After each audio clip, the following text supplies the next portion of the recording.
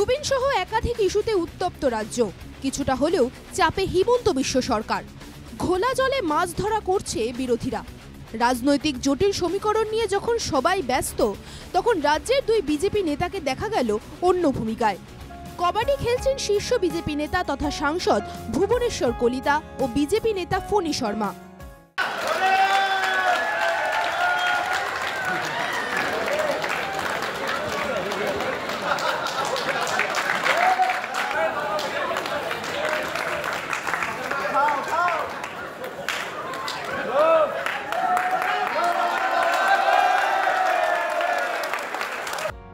বয়সের ভার এখনো যেন কাবু করতে পারেনি ভুবনেশ্বর কলিতা।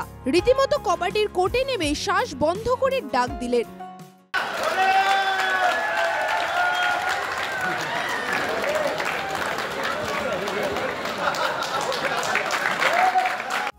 কম যান না ফণী শর্মাও।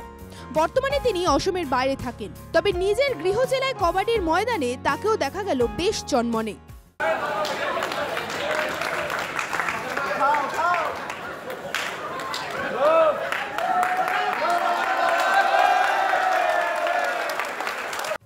এই দৃশ্য নলবাড়ির।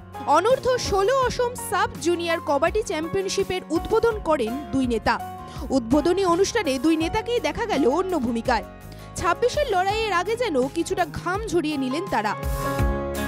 Bureau report, NKTV Bangla.